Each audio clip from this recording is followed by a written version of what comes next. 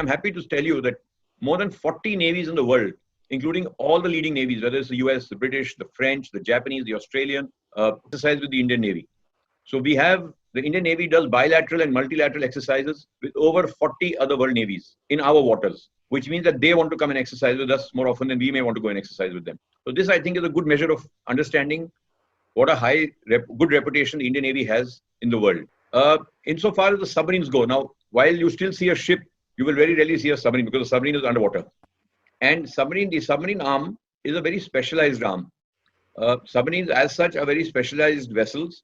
They're quite different from ships. And therefore, one has to undergo special training to become a submariner. First thing, the most important thing is that joining the submarine arm is entirely voluntary. Nobody can be forced to join it because it requires a little more, more higher level of physical fitness, a deeper level of commitment. So you cannot force anyone to become a submariner. But notwithstanding the fact that it is a voluntary arm, we generally get more volunteers every year than we have vacancies. Therefore, very often we have to even sometimes refuse people who are keen to join the submarine arm, saying we can only take so many people this year into the arm. So you may try another year next year. So that is a feature of the submarine arm. And at any time, if one wants to leave the submarine arm, one is allowed to leave the submarine arm and go back into the normal Navy. But to give you an indication, in my 30 years in the submarine arm, I only know 2 officers who left. And they left not because they were unhappy with the arm, but because they were very claustrophobic. So they found that they were finding it very difficult to operate for many, many days underwater in a closed steel cylinder. They were feeling suffocated.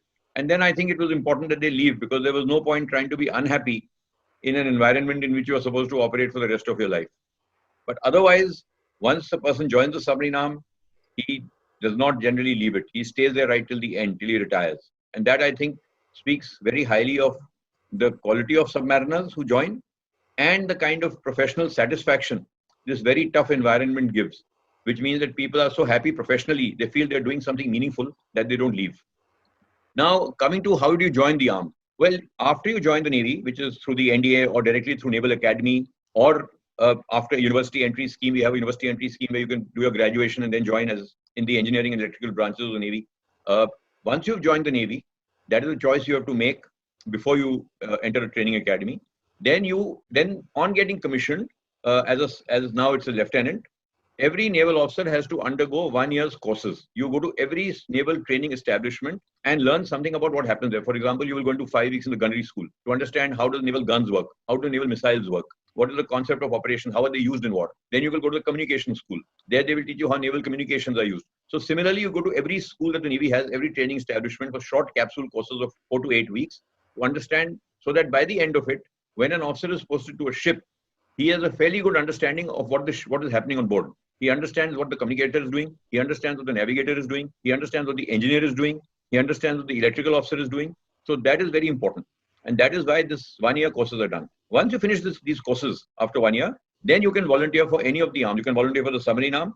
You can volunteer for the aviation arm and become a naval pilot or an observer. Or you can become a diver, a deep sea diver, which is also very tough. Which are, you've heard of something called the Marine Commandos, Marcos. They are the ones who become the Marine Commandos subsequently with further training. But all these 3 arms are voluntary. If you choose not to do join any of these 3, you just go into the normal Navy and become a normal surface warfare officer on a surface ship, which is an equally important job to do. Then you get posted from one ship to another ship. So, submarine arm, aviation arm, and the diving branch are voluntary arms.